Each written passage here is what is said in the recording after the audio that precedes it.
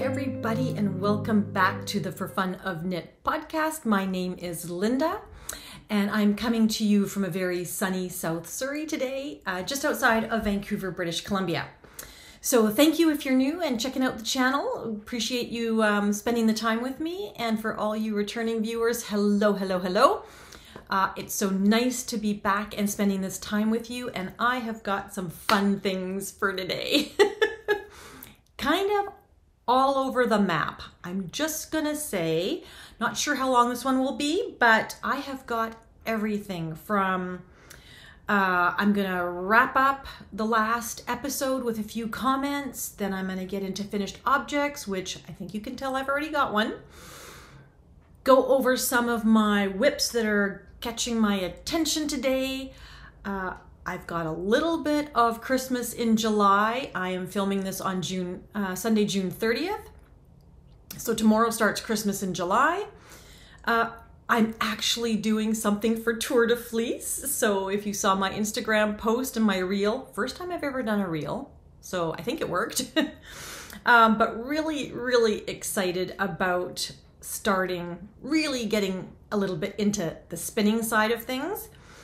And I think I have a few acquisitions. So lots to go over today. And as we all know, this is for the fun of knit. So no social commentary, no political commentary on my channel. This is all about fiber goodness and fiber fun. And I'm looking forward to sharing that with you. So let's just start off with, or finish off episode 54. So I'm gonna have to use my glasses because I've got some notes. But what I had asked was, what were some of your guilty pleasures? Because me personally, through all the things that we're going through, I found this cheap RV living channel with Bob Wells and his troupe.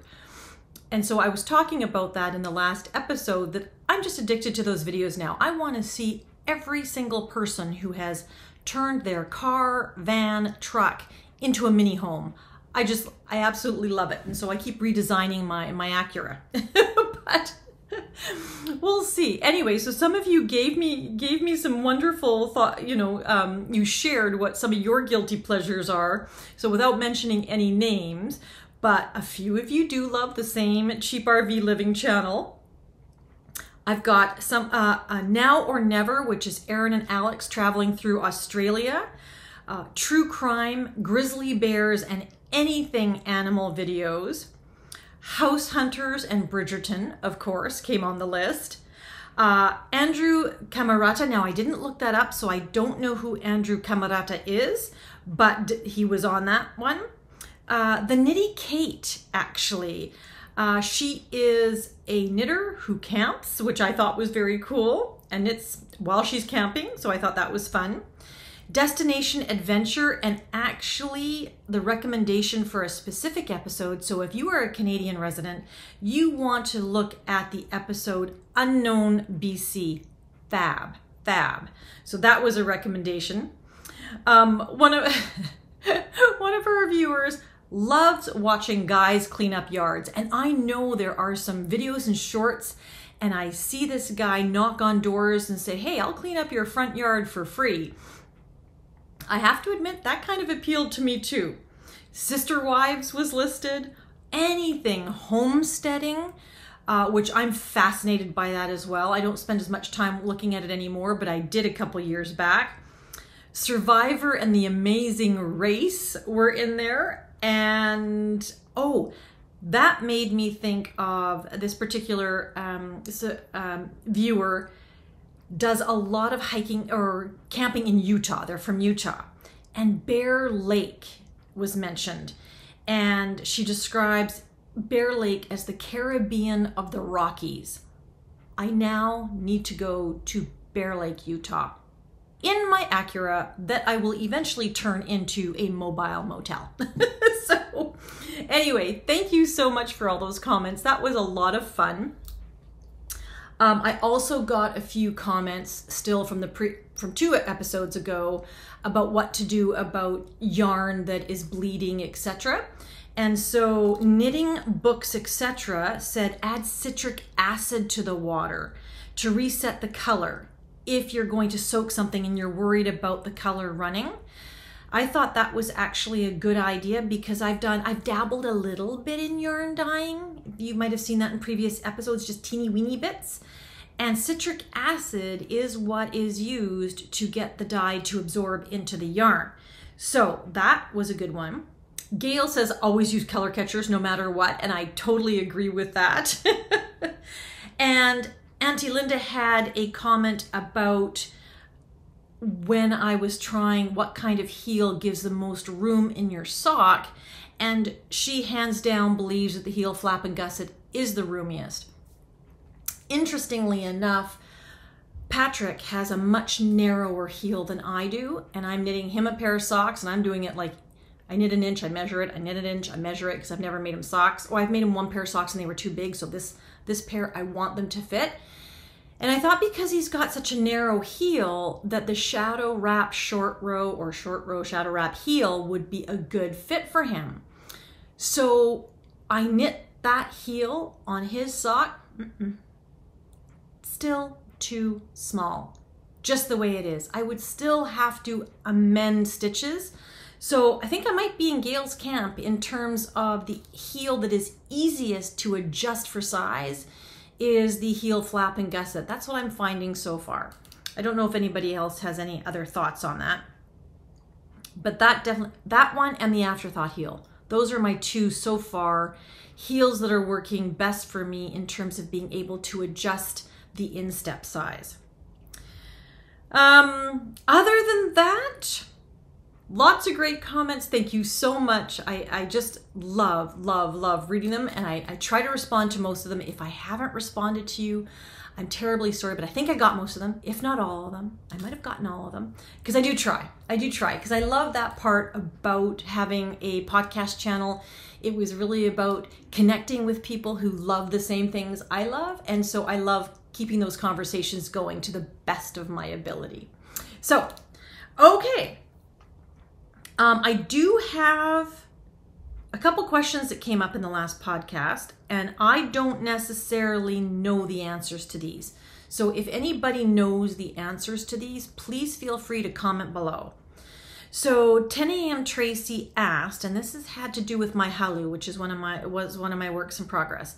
Will silk mohair prevent a garment from growing? So if you're knitting it with a superwash merino, if you hold it double with silk mohair, will that reduce the growth of that garment?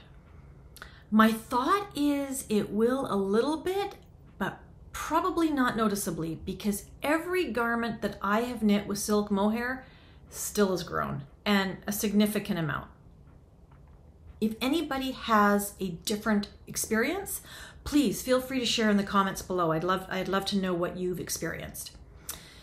Linda asks, what type of shoes do I wear with my socks? And I have to say Crocs and or fake Birkenstocks, you know, just open-toed shoes. I do wear some of my socks that are tighter knit. I might actually wear in a closed shoe. Now Kelly from, and I think Noelle as well, from the Knit Chat Cafe actually wear clogs. Some sort of clog, and I have to look up the brand. I should ask Kelly what brand it is of clog that she wears. I know she's mentioned it. Kelly, I know you've mentioned it a million times, but for the life of me, I can't remember, because I think I would really like to try those. So Crocs are kind of my number one thing. And now Crocs, I bought Crocs when you could buy them anywhere, in any store, and then Crocs pulled them out of the retail market and opened up their own distribution channel in Croc stores. And the moment they did that, they almost doubled in price. So I don't buy Crocs anymore. FYI, I have about 3 or 4 pairs, and they're going to have to last me for a long time. C. Wallen asked, are yoke depth, and I know who you are, yoke depth and armhole depth the same thing? So is the yoke depth and the armhole depth the same thing? And my novice, and I still consider myself to be a novice, even though I've been knitting for a while, my my thought is it depends. And I'm going to say probably not. Because it depends if you're knitting, what type of sweater you're knitting. If you're talking just circular in the round, is yoke depth the same as armhole depth?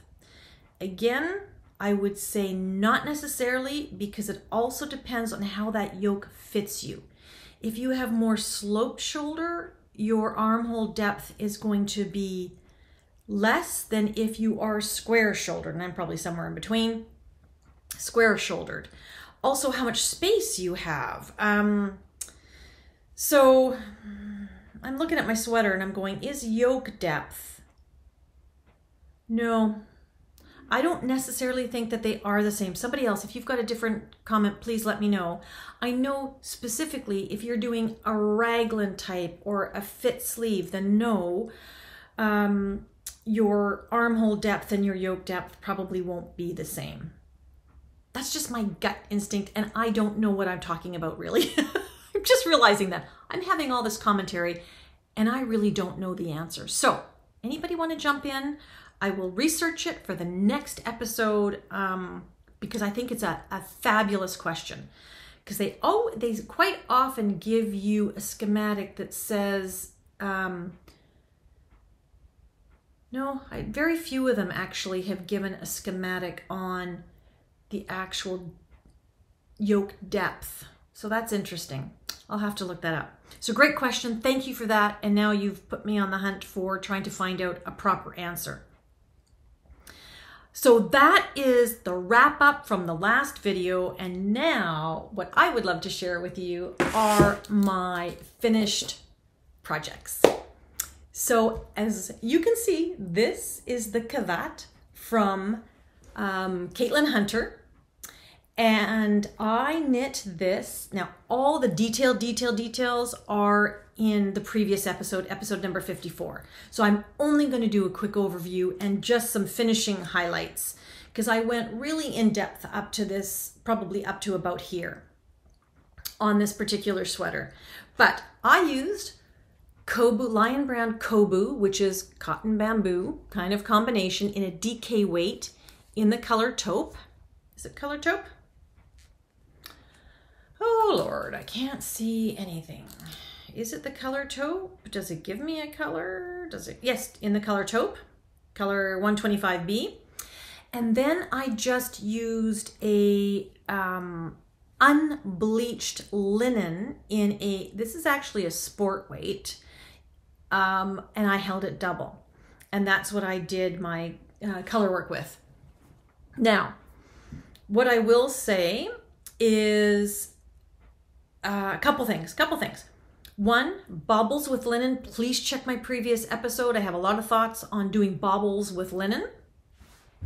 But I love this. Look at how it turned out. I will I'm just going to adjust my camera here, then you can see it a bit. Maybe you can't see it better. Maybe if I stand back a little bit. Okay, so this is the Kevat in all its glory. As you can see, my lace work is a little bit large because I'm a loose knitter. So keep that in mind. I'm a loose knitter. So you can see a little bit of skin, nothing too bad. But what's interesting is up here, not so much, which I think is kind of interesting. But there you go. Look, hopefully I can show you the beautiful pattern design up close. So here is, you cast on, I wanted to make the size 3 because I was using a heavier weight yarn with bigger needles. But I didn't want my neck to be big, so I cast on the neck for size 2, which really didn't make that much difference because it was only 4 stitches difference between the two. Oh well. Then you've got this little cable detail here. Mine is wrong, so please don't look at mine. It doesn't look like this. I did the wrong cable stitch. Oh well, learn and live and learn. And then the color work, and then you put these baubles, and that's where the linen doesn't stretch, so I gave some thoughts on that on the previous episode, so please check it out.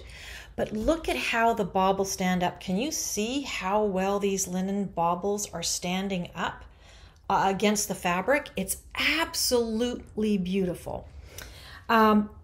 In terms of the yoke depth, this is why we had this conversation in the last episode, I did have to add a whole nother band. The pattern actually stops on this purl ridge right at my boobs, right here. Can you see how high into my armpit that would go? It goes right up there. That was just too tight. So I had actually started the body and found it just a little bit too tight. So I actually added this detail, this last detail. I just copied this a little bit, made it a little bit smaller, but so that I had enough depth in the armpit. So also the cotton, I should show you the cotton. The cotton viscose blend also does a fabulous job of showing the detail of the baubles. And look at the bottom of the pattern. Don't know if you can see that clearly, but the bottom of the pattern has 4 baubles. So you get this beautiful lace in a V, and she ends it with 4 baubles and then goes straight into the ribbing.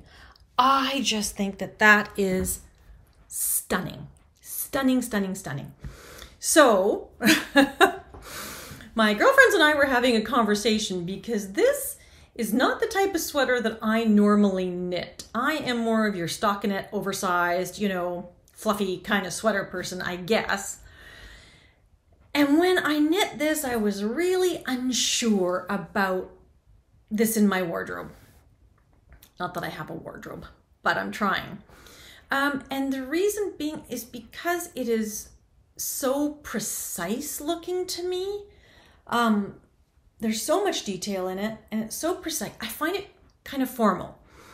And it's just me. I just find it dressier, I guess, than the normal sweater that I knit. And so I had to get my head around that. It's not dressy, but for me, it is a little dressy. And I'm wearing it with linen pants. I don't know if you can see that clearly, but so just there, that's the outfit. Linen pants, sandals. I think it looks good, but it took me a little bit of getting used to, and yeah, the consensus is it's a keeper. So highly recommend the pattern.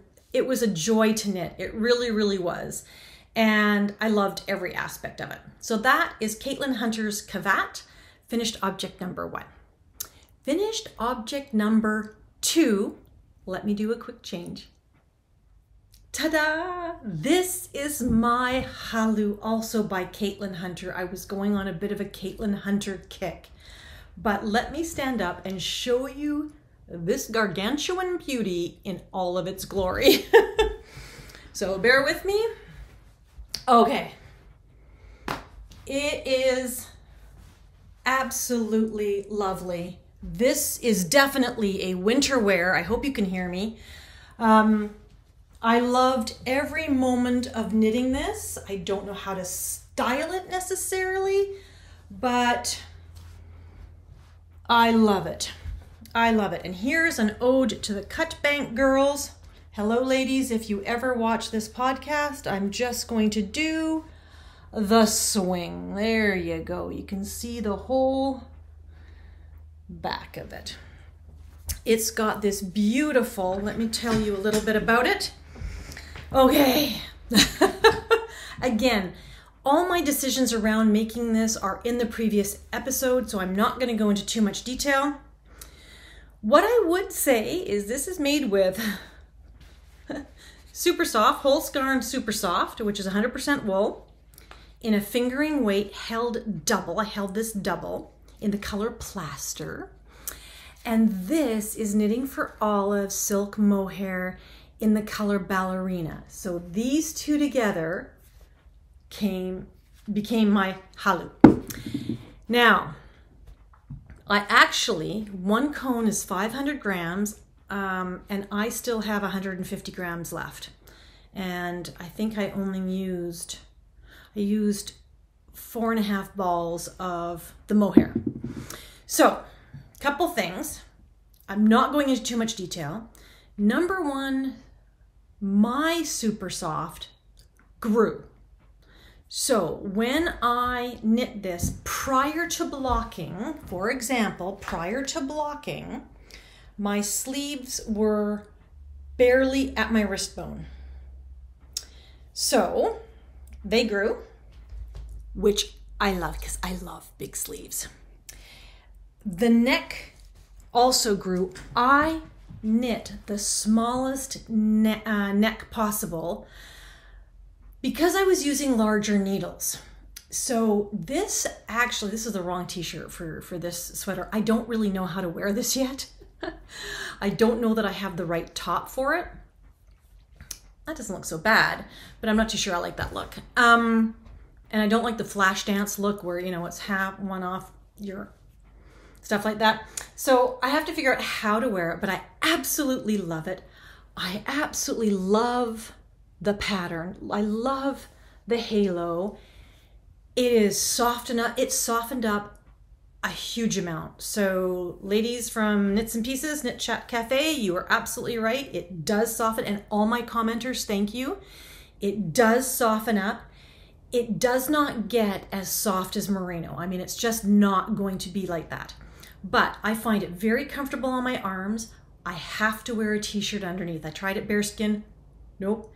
The moment I get toasty, it would just be very picky. But with a t-shirt underneath, not a problem at all. Easy peasy to knit with. I loved the lanolin in my hands. It made my hands feel moist the whole entire time I was knitting it, so I kind of like that. I am a loose knitter, keep that in mind. This yarn is unforgiving in that it's got very good stitch definition, that even when you block, it doesn't totally even out. I might try and take a picture and show you, but I'm also a very uneven knitter. Some of my knits are, you know, I'm just an uneven knitter. Big stitches, small stitches, they're kind of all over the place. So I would say that if you want a very precise, pristine garment, this might not be the yarn for you. I don't know if anyone's had a different experience, but that's something to take into consideration. This yarn also, it's full of baubles. I was going through a bauble phase, so let's take a look at the baubles up close if you can see that. I hope I'm not too close. Let's just see, how does that work? I need my glasses so I can see the screen when I'm talking to you. Okay, so baubles. I don't know if you can tell, but okay. So lots of different, and I've included tutorials on how to make baubles because there are different ways to make baubles. But again, very similar to the bottom of the Kevat, we've got 4 baubles in this lace pattern and 1 bauble all the way around on both sleeves. But I just absolutely love this pattern. It was so much fun to knit. Now, I don't know if you can see clearly, but, and I still don't know. I am undecided on this. My baubles aren't all standing up properly. Some of them are trying to go to the back of the work and not really sticking out. I used, to address that, funnily enough, last week I came across Taylor's Wool Needles Hands podcast where she highlighted, and maybe she did this, I just came across the podcast regarding how to make your baubles pop. I think it's a couple years old, I'm not sure. And she learned the technique from Amy Palco. So this is what I love about our knitting community. Just the amount of sharing of information really helps all of us be, you know, better at our craft and enjoy our knitting all the more. But there's a, and I'm not, go to Wool Needles Hands, and I think I put the link below to watch how to make your baubles pop. What I would say is it worked for most of my baubles. It didn't work for all of them. And again, I think I know why. So, Noelle, if you're ever watching this, I think I am your, you know, like I'm your mirror image. You are an amazing knitter with amazing skill. Me, I knit a lot, but I make a lot of mistakes. So apparently, Caitlyn Hunter's bobble method, doing her method, there was supposed to be, I knit the last stitch of the bobble, and then I'm supposed to knit that stitch one more time before I go on to the neighboring stitch and continue knitting. I knit into the last stitch of the bobble and then went straight to the neighboring stitch. I missed the instruction to knit one more time. So I'm thinking that might be why my bobbles want to pull into the back. I did try Amy Palco / Taylor's method of making my bobbles pop, and it helped, but it didn't solve all of my bobble problems. Some of them still want to kind of hide underneath. Doesn't matter. I absolutely love, love, love this sweater. Highly recommend Halu by Caitlyn Hunter. So, and again, it's huge. It is massive. It is massive. If you want to make it smaller, if you don't want so much positive ease, skip this last repeat on the bottom and you'll just end up, you know, look at where you're actually coming for sleeves. You would end up right about there. So that's a big amount of ease taken out of the sweater.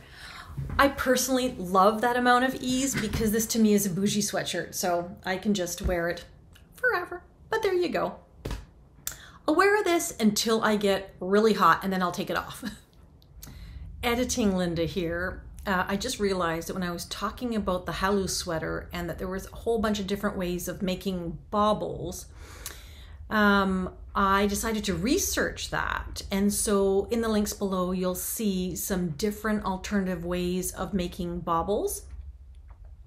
Most interestingly, what I learned, and this is from my girlfriend Jackie, that you can actually do baubles after the fact. For example, she's knitting a Kevat for Flock and is unsure whether she's going to put baubles on or not. So she's knitting the Kevat without baubles, and then there's actually an afterthought bauble process. So I've included that link down below as well, just in case you're unsure as to whether you are a bubble person or not. So just thought I would pop that in. So now let's go on to works in progress. Now, knitting this was so much fun, and I really liked these two colors. Like, there was a time I wasn't a pink girl, and then I started knitting and I became a pink girl. So now, not only did I start the Halu, excuse me, I just have to take a sip. Not only did I knit this in pink, well, then, remember, I think I showed in the last episode, yarn I was going to destash, but did not destash. Anyway, it was this beautiful, I do believe this is Malabrigo Rios in the fuchsia colorway. So I had this beautiful yarn that I was thinking of destashing because I couldn't think of anything to knit with it. Happily, it didn't get sold. Look at this beautiful color. Oh, look at this beautiful color. It didn't get sold. And so I brought it home. Oh, and I've got it with a nice lavender soap. Oh my goodness, I'm storing it with lavender soap. So I decided to use this and pair it with two, there we go. So one, I had this in my stash. I have both of these in my stash. The Rowan Kid Silk Haze and the Drops Kid Silk. Now this is in the color Fuchsia. Perfect match. They've discontinued it and I don't have enough. So I decided to hold it double with this, which is just pink. It's called Pink. And what I got was a beautiful, beautiful combination. I'm trying to figure out where to put all this stuff. A beautiful combination for my Felix pullover. Look at this. This is my Felix pullover. I did say that I'd started it in the last podcast, but I'm absolutely, absolutely loving it. I'm loving the color. It's coming out as a very heathered fuchsia because of those two strands of Kid Silk Haze or the Mohair, two different colors. It's really taken a flat sort of consistent color and mixed it up and given it a little bit more interest. So I absolutely love it. And I absolutely love the weight. And look, this is why everybody loves the Felix pullover, is because of the raglan details. Such a simple, you know, yarn over kind of detail, but it's on front and back, and it just, again, adds some visual interest to a very utilitarian kind of sweater, which to me is another great sweatshirt look. Now, let me tell you a little bit about the choices that I made on the Felix pullover. Hang on, I think I've got that somewhere. I do. So what did I do? So it's by Amy Christoffers of Savoury Knitting. 5,600 and some odd of these sweaters have been knit, and it comes in a cardigan as well. Sorry, my hair is everywhere now. It comes in a cardigan as well. It's 5 sizes, 39-inch bust to 57-inch bust. Not overly size inclusive, which is unfortunate because it's not a difficult pattern. You would think, why is my hair sticking out? You would think, I'd really like to see the designer add more sizes to this particular pattern. It is a top-down raglan yoke. Let me do a wardrobe change. Hang on a second. Sorry about that, but I thought it's a little bit more fun to talk about them when I'm actually wearing them, and then you can see them on. Okay, so again, it's a top-down raglan, as you can see, with a little bit of lace. It is technically supposed to be Aran weight, knit on 5mm and 6mm needles, so 5mm and 6mm. It is designed to have 2 to 8 inches of positive ease, and you'll need anywhere from, depending on your size, smallest 650 yards or 590 meters to the largest size, which is 1,050 yards or 970 meters. So, decisions that I made. So I use a worsted weight yarn held with 2 strands of lace. It's a little heavier than Aran, but it's pretty close. It's pretty close. My needle preference was actually, I started it. I decided, again, I'm always worried about having super big necklines because that seems to be my Achilles heel. But I ended up, what did I cast on here? I decided to use a smaller needle. I am a loose knitter. When I started knitting it at the 5mm and 6mm needles, I didn't like the fabric. It was way too loose for me. The stitches were gapey.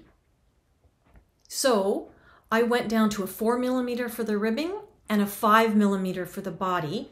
I got about to here and the fabric was too stiff, too tight tension. So back up to the collar I go, and I decided on 5.5mm for the actual body. And now I have the perfect drape, perfect weight that I'm looking for in the sweater. So that worked out fine. I ended up choosing, I want to have the sweater size ending up with 48 inches, so 4 inches of positive ease. So that would be in the size 5 for me anyway. And so what I ended up doing is, because I'm using a smaller needle, I used the 4mm instead of the 5mm for the neck. I ended up casting on a few more stitches, which seems counterintuitive if I'm trying to have a smaller neck. But it calls for 84 stitches. I cast on 90. And it all worked out. I measured it all the way to make sure I knew what I was doing. And this is the outcome. So loving it so far. They're called butterfly decreases, I think. But anyway, I won't give any more of the pattern away, but I'm absolutely loving this.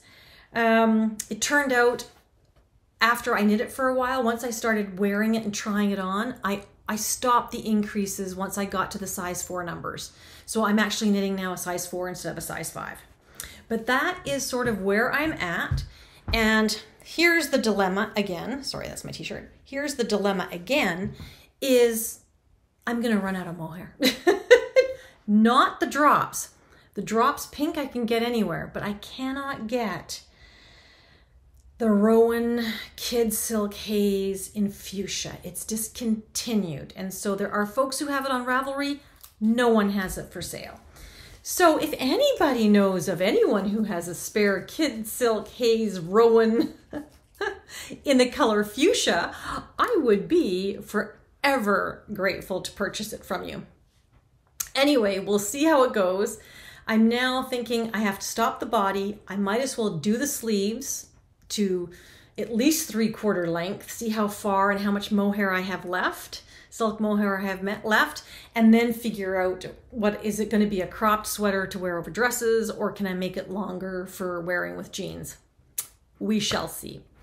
Anyway, so that is my Felix pullover, and that is work in progress number 1.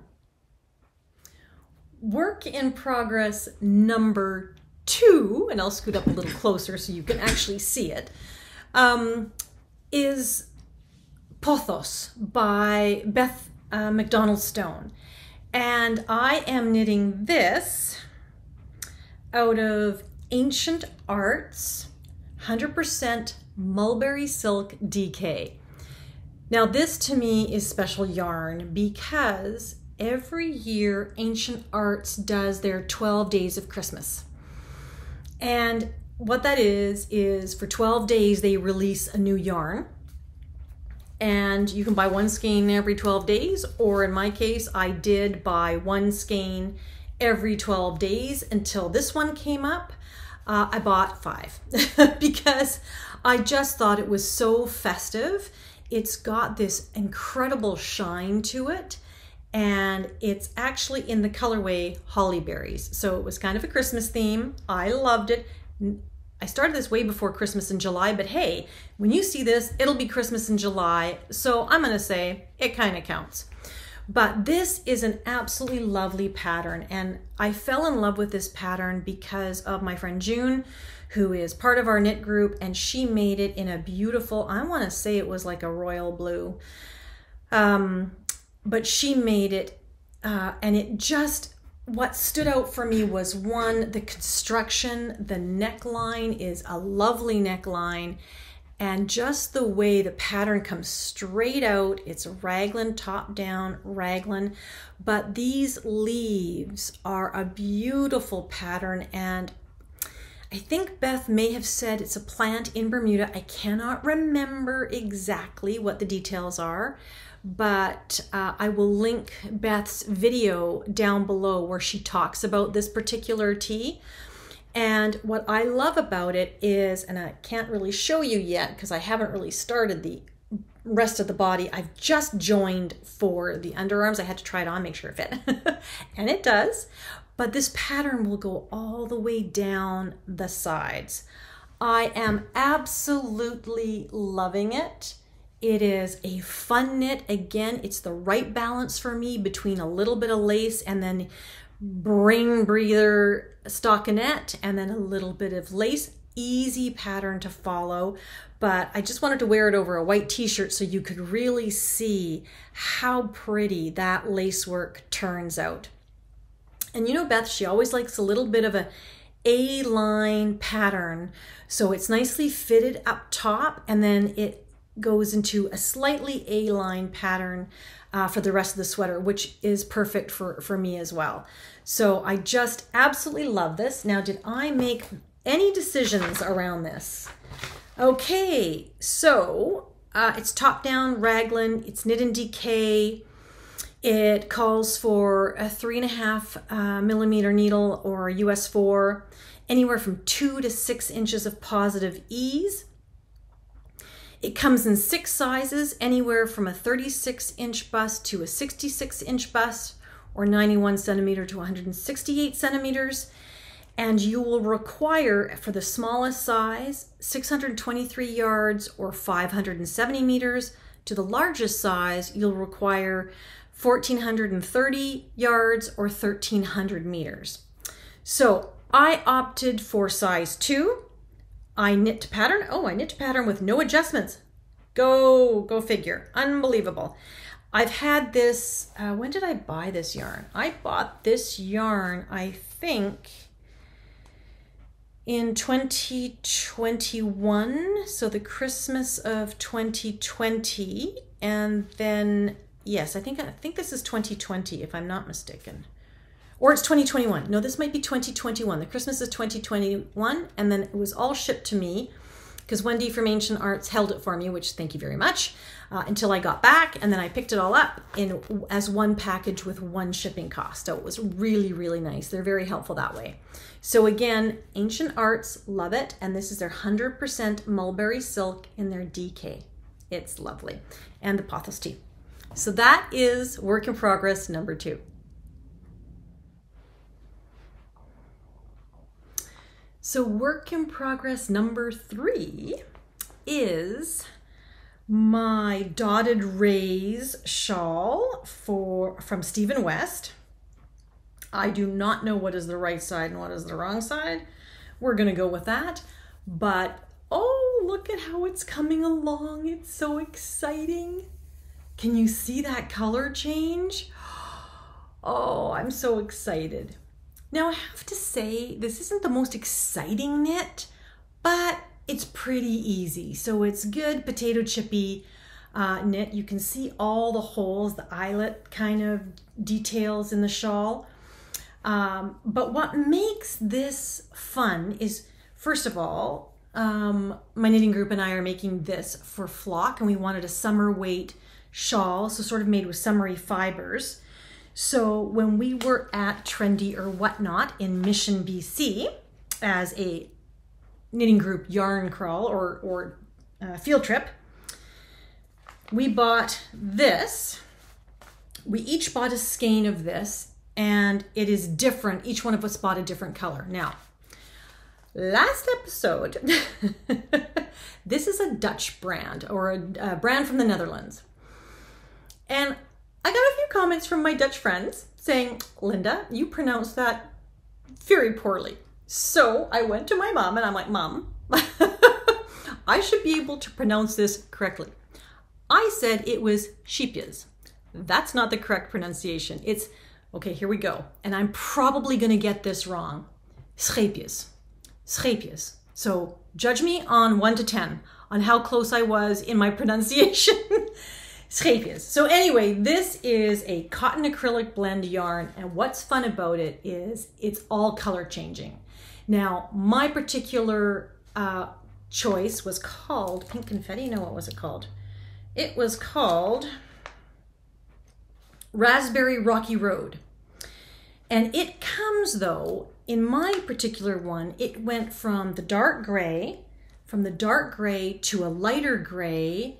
Then it's going to go from so it went from dark gray marled to light gray marled to pink, into a baby pink, and then into almost a fuchsia color. So that was one of the yarns that we chose. The other yarn that we chose was to make it more interesting is we are knitting it with Make It Tweed. So 3 of us are making it with Make It Tweed, and June, I can't remember, you're making it with a color changing yarn that suits your yarn better. This didn't really suit the skein that June picked out, so she's doing it in sunset colors. It's going to be stunning. When we have them all done, I will show a photo of all of them. So the actual Make It Tweed we got at the Once Upon a Sheep store in Maple Ridge, and the color I do believe is 218006. It comes in about 3 or 4 different types of tweediness. Some of them are more pink, some of them are more mint green. This one is very carnival, kind of just about every color under the sun. But that certainly makes the dotted rays a fun knit, because look at all the party going on with my tweed, which I love. And there's no right side or wrong side to this pattern. It's all garter. It's super. It's a Stephen West creation, which I absolutely love. Now, as I was knitting this, I kept thinking to myself, gosh, you know, this looks so familiar to me. This looks so familiar. Why does it look so familiar? Well, I made the Speckle and Pop in a gray fade with minis that have all these multicolors. And I'm thinking to myself, oh my gosh, Linda, you're gonna have 2 shawls that are gray with different, you know, fade dark to light and all these multicolored speckles. Well, the difference is this one's going to color change into hot pink. So there's enough of a difference. So I'm happy about that. So needless to say, a super fun knit. And what is fun about using Scheepjes, there you go, Scheepjes, is that this is almost 1,000 yards. So you just knit the shawl. The actual large shawl in Stephen West patterns, you need 1,200 yards of yarn. Well, we're just gonna knit this to the end. And that's how big our shawl will be. Somewhere between the small and the large, we're gonna have a medium shawl. So that's the intent with this. Absolutely loving it. So have to get going because flock happens, because we're wearing this for flock, or going to bring it to flock anyway, the weekend of August 9th, 10th, 11th, I think, somewhere in there. So it's a countdown. It's only 5 weeks away. So I got to get this completed. So that is that my last work in progress? That is my last work in progress that is occupying my time today. So that's not actually my last work in progress, because now we have Christmas in July, right? Christmas in July, this is my last work in progress, but this is going to be a long-term project because I am making a Christmas blanket. And this is inspired for 2 reasons. One, Ruby and Roses, if you do not know or of that yarn brand, please check it out. Allie is, I think her name is Allie. Ooh, I've got that wrong, I apologize. But Ruby and Roses, her dyeing is spectacular and her colorways are spectacular. And last fall, my sister took some of my yarn, we did a sort of swap, and my mom and I swapped yarn. But what I wanted was the Ruby and Roses Christmas 2023 colorways. So that is what we exchanged for. So let me go through some of the colorways. So my blanket is going to be a combination of Ruby and Roses and Homespun House and one miscellaneous skein from, the name is escaping me, but I'll put it down here. It's an Irish dyed yarn. I want to say Township 7, but that's not correct. Oh, I bought it in Ireland, and anyway, I'll put it down here. But these are the colorways that are going into my blanket, and then I'll talk to you about the blanket itself. First of all, this is Ruby and Roses. That is her, hopefully you can see that. I can't see it clearly without my glasses. That is her logo. And this is, in this particular color, I used 2 bases. I wanted to get all of her MCN, but she didn't have every one of them in her Fragrant Rose MCN, which is 80% merino. What is it? 80% merino, 10% cashmere, 10% nylon. So some of them I got in her Plump Rose base, which is 85-15.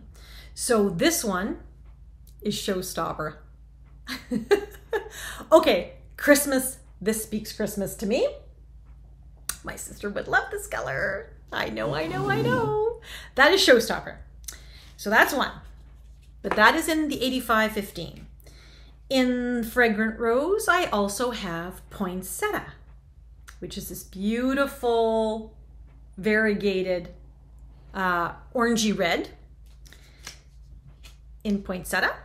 I also have Mistletoe Mixer, which I love this one. It is a fully speckled with all of her colors in it. And this is on her Fragrant Rose base, which is the MCN.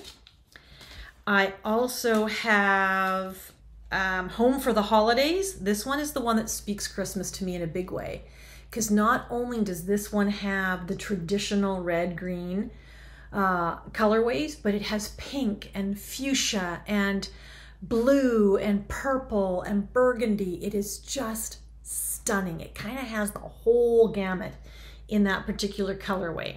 And that was Home for the Holidays. I also have her Fragrant Rose, which is the MCN, in Au Tannenbaum. which is this beautiful deep jewelry greens with all of those beautiful speckles. And then I have another one I have in the Fragrant Rose, which is cedar, because you got to have green in a blanket. And this is beautiful. This is not one of her Christmas colorways. This is one of her regular colorways, but that's called cedar. And then I also, the last Ruby and Roses one I have is called Window Shopping. Oh, that is exactly what that looks like to me. Christmas window shopping. I don't know what it is. It's kind of like all the packaging in the store windows. It's gleaming off the glass. I just absolutely, I fell in love with those. So those are the yarns that I traded with my sister and my mom for. So I also have pulled out a few other ones out of my Christmas stash to go with it, because a blanket takes a lot of yarn. So my HomeSpun, Holly from HomeSpun House, I have, again, this is MCN, Jingleberry. Now, not the same. They're different. This is red, green, and almost chartreuse, limey green. This one has all the jewel tones, pinks, purples, blues, yellows, oranges. So they're different enough to be able to use in the blanket. Then I also have, this was a sock set. I absolutely love it, called Santa Baby. Oh my goodness, this is the mint greens for Christmas, which to me are fabulous. And again, it's got the purples and pinks and a little bit of that orangey red, because you can see that. It's like, oh my God, that is just gorgeous. That is gorgeous. Now, I also have some yarn I dyed, because you gotta have aqua. I don't know, there's just something about hot pink and aqua and everything that just, is very festive.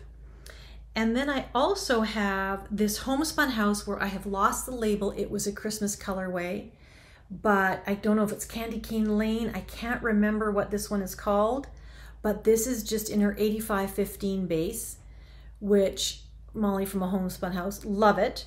And it has aqua in it. There you go. So that goes. This is my Irish. This was a sock set, and I cannot remember what the name is, but I'm going to put it down below. But this is the main sock, and it also came with a beautiful mini. And then those are the colors for my blanket. Those are the colors for my blanket. So now, what am I going to do? What kind of a blanket? Well, I am going to do a mitered square blanket. So I have all these beautiful mitered squares. Hopefully this is going to work. Mitered squares. I haven't done them all yet. I'm just going through. I have all these beautiful mitered squares. And now I'm trying to figure out how best to put them together. You know, like what kind of a mitered square blanket do I want? Look at these beautiful colors. Oh my gosh. And Carol from A Stitch in Time podcast is doing a mitered square blanket, and I kind of like her idea. So I might copy, sorry Carol, might copy you.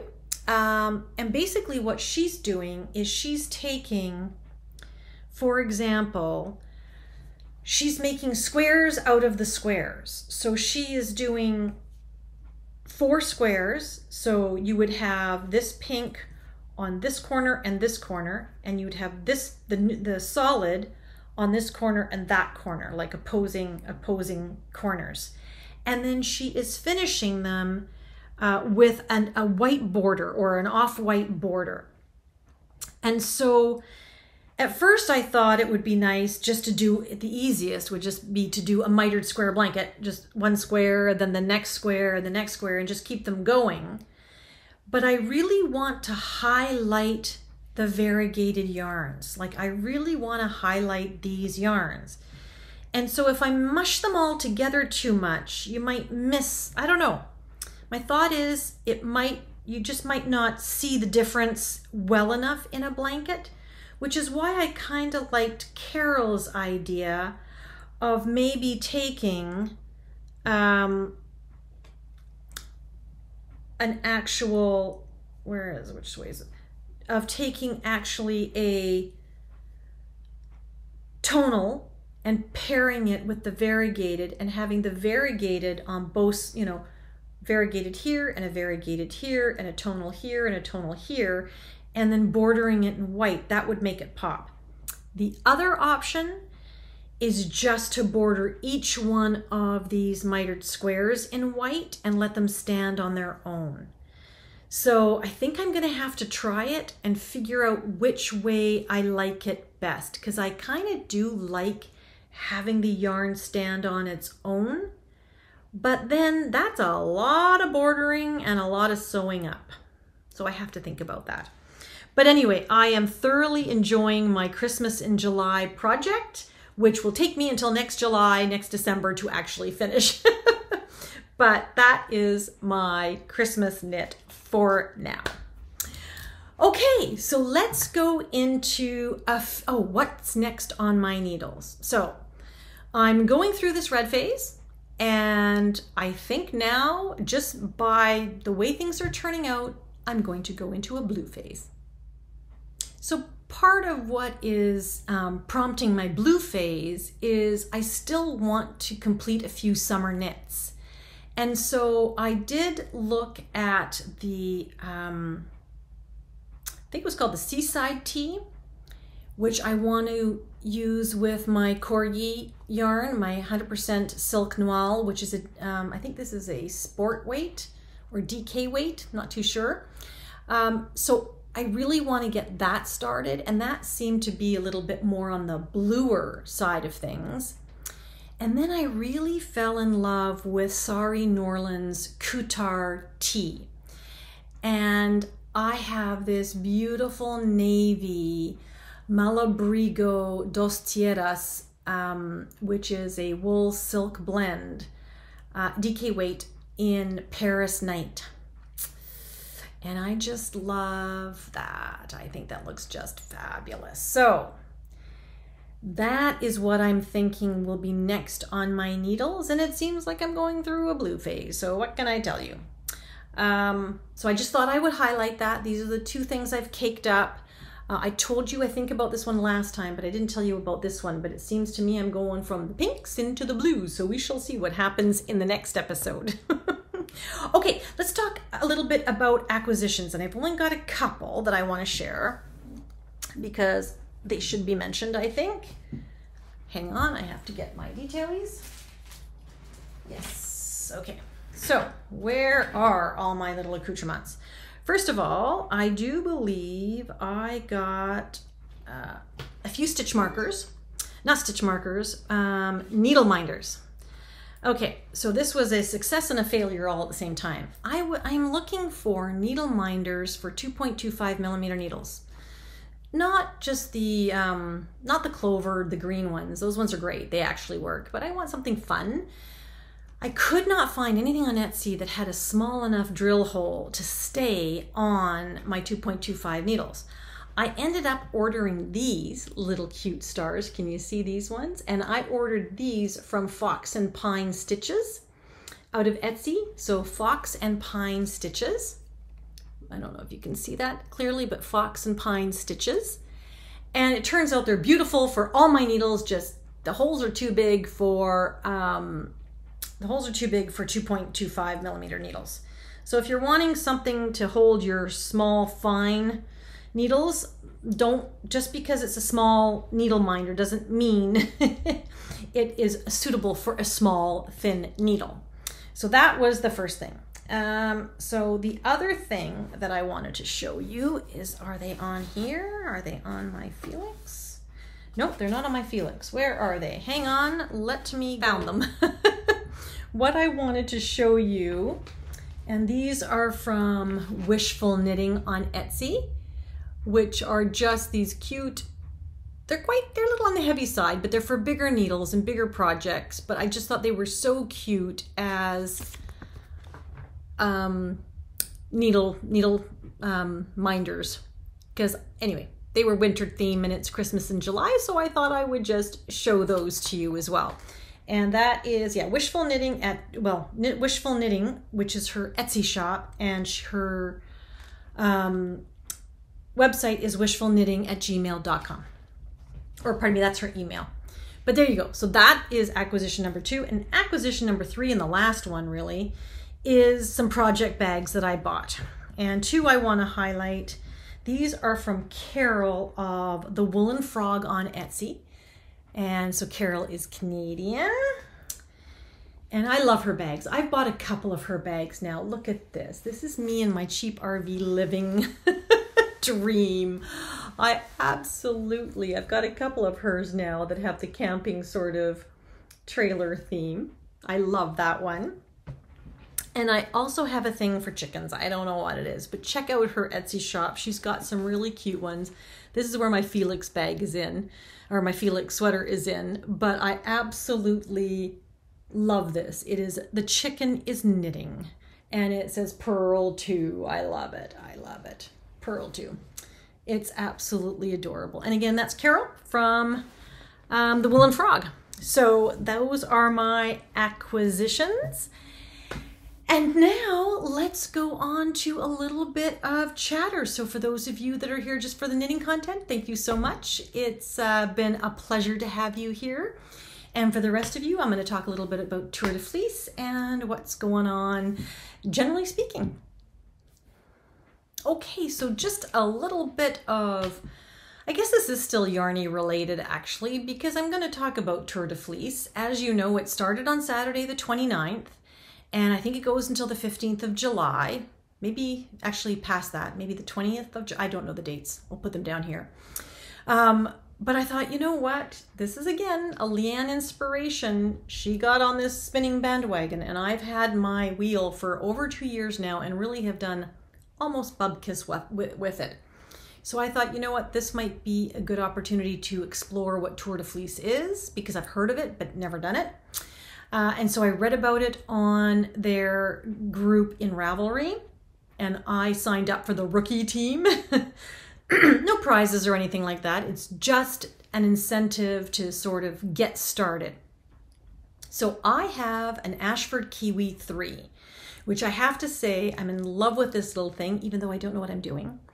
I did take a course with School of Sweet Georgia live for spinning. I was only able to attend 3 of the 4 classes because I was traveling. That said, there is a lot of value in going to a course in person versus online, because School of Sweet Georgia also offers online courses. But there's also a host of YouTube videos on how to learn to spin, which I've included a couple of them in the description box, because I do refer to those. So I have 3 main goals for Tour de Fleece. So first and foremost, I want to learn how to spin, and to the point where I don't have to keep relearning it every time, because so much time goes in between each time I try it. So number 1 is I want to spin 10 minutes every single day for the entire Tour de Fleece. And so far, yesterday was the 29th, today's the 30th, I'm 2 for 2. So yay, don't know when you'll see this, but I'm 2 for 2 as it stands now, and I hope that continues. Why is that bubble thing coming up there with my thumbs up? Sorry guys, new little feature. Sorry, and I just said My second goal is I should go back to my first goal, because my first goal was 10 minutes a day. There's an ulterior motive to that, is I also signed up for Drea Renee Knits or Andrea Mowry's Spin the Traveler shawl. And so I think it's Spin It to Win It, or it's Spinning the Traveler. I'm not too sure what the hashtag is. Again, I'll put it in the description box below. But that is almost, not quite a year, but a year, might have been almost a year long, make-along. It ends in February of next year, where you spin all the yarn to knit one of her Traveler's patterns. And so I have the Traveler's shawl pattern. So I have to figure out the details. I haven't looked at the pattern in terms of how much yardage I need, but I thought the Tour de Fleece would be a good motivation to start the spinning. and I have no illusions as to the quality of the yarn I'm going to produce. I am going to use every bit of the yarn in this shawl that I have spun, regardless of how yarn barfy it might look, regardless of the color combinations.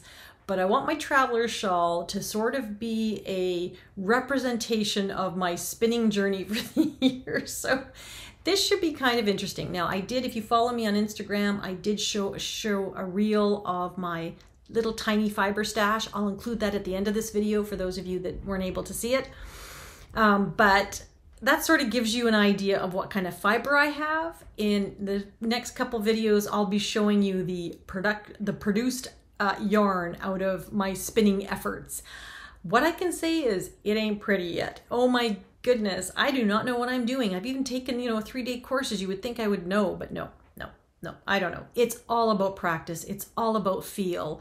You have to find your own rhythm, and I'm pretty sure everyone is going to spin with a slightly different pace, whether it's your draw length, your treadling speed, how much tension you have. Everyone's going to do it a little bit differently. So I have to learn what works for me, and so that is part of this process and why I'm excited about Tour de Fleece this year. So more to come on that. What else can I tell you? A couple of podcasts that I have been watching. I have been watching, I think it's Jaylene and Darlene from the Cut Bank Girls. They're hilarious, very Canadiana. I love it, love it, love it, love it, love it. And that was an ode to them. They always show their sweaters. They do this sort of, swirl or twirl to show the front of their sweater and the back of their sweater. And I love it. Such a hoot.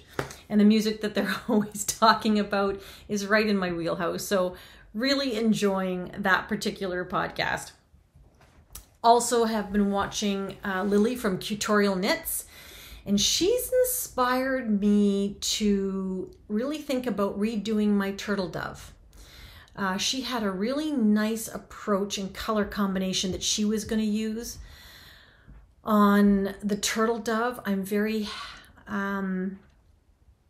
relieved that I have that pattern in my pattern library, because from what I understand is now they're charging for all the patterns. Makes sense, but I'm just glad that I still have the one that was gifted by Melissa and Lisa when they owned Espace Tricot. So I have a couple of their patterns, so I'm kind of happy about that.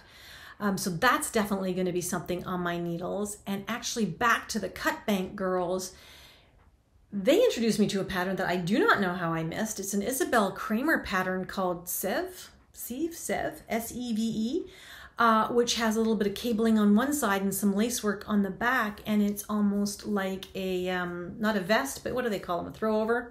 Something like that, can't remember. But great pattern. So this is why I love watching podcasts, because I get so much inspiration from what other people are doing. The third, I think I was supposed to talk about my goals. I'm all over the place, sorry. I had a third goal in the Tour de Fleece, which I'll go back to, which was, I have a fleece, which I'm going to put a video together about how I acquired this fleece, because I think it goes back to 2020, if I'm not mistaken. So I've had a fleece, not an entire fleece, but a good portion of a fleece in a bag in my basement since 2020. And so I'm going to show that as a different video, because that was a whole entire outing, if you will, during COVID that my mom and I went on to Barnston Island, which is a local little farming community. So I can't wait to show you that. You'll have a kick out of it. Anyway, I gotta clean that puppy and I gotta prep that puppy for spinning. And if I need that yarn to do my traveler shawl, then that's what I want to do. Anyway, we are still trying to figure out what's going on. The housing market has slowed down completely. So that, I think, is on halt for a while, and we will have to reassess when the market picks up again. I'm also a starter, if you know what that means. It's a starter is a position on a golf course where once the players have checked into the pro shop and paid for their round, they get a ticket. They come to the starter position, which would be my position, and it's my job to make sure that the pace of play at the start of their round is off to a good start. In other words, all the groups are leaving within a reasonable time of each other and on time for their tea time. It keeps the pace of play in the round going. So I do that for a local golf course, and that has been very entertaining, I'll have to say. So learning lots. Most of the people are absolutely fabulous. They're just so happy to be outdoors and doing something sporty.